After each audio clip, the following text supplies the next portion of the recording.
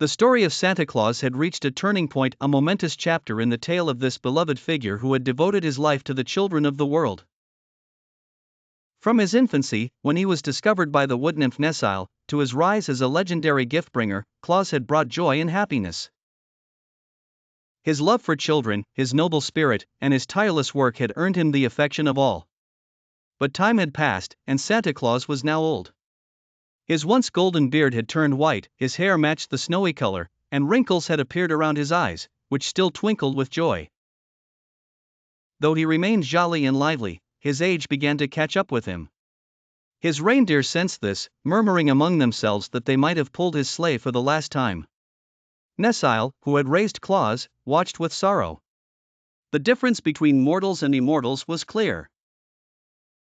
She remained as ageless as the day she first met the baby Claus, while he was nearing the end of his mortal journey. Troubled, Nesile sought the wisdom of AK, the master woodsman, whose powers surpassed all. AK listened carefully, and after a long pause, a grand idea emerged.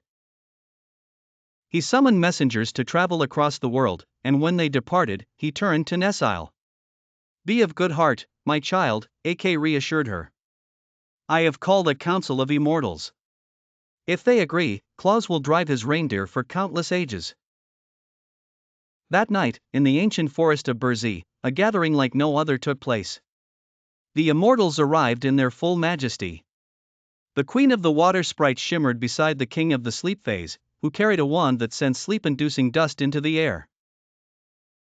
The gnome king, with his subterranean subjects, and the king of the sound imps, known for his swift carrying of sounds, joined the assembly.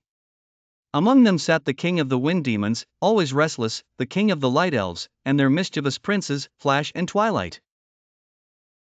But at the center of the circle were three beings of immense power, AK, the master woodsman, Kern, the master husbandman, and Bo, the master mariner. These three were the most revered immortals, for they governed the forests, the fields, and the seas, respectively. AK began the council by telling the immortals of Claus's life, his kindness, his selflessness, and his devotion to bringing joy to children. He spoke of the deep affection the world had for him, and how death, though near, seemed unable to take him yet. "Claus has earned immortality," AK said.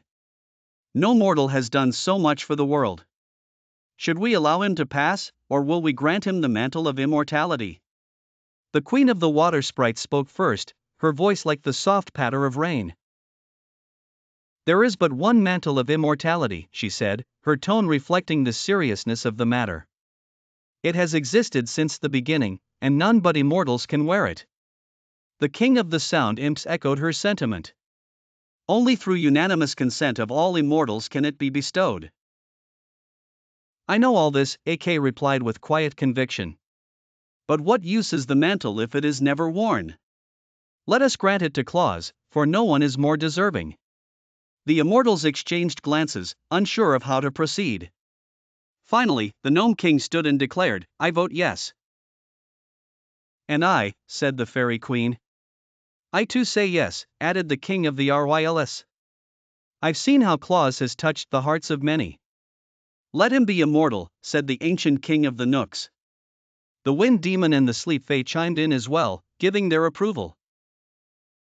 One by one, each immortal declared their vote. The king of the light elves, after a long pause, also agreed.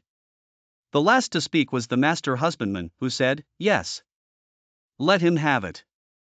AK's heart swelled with joy as the final vote came through.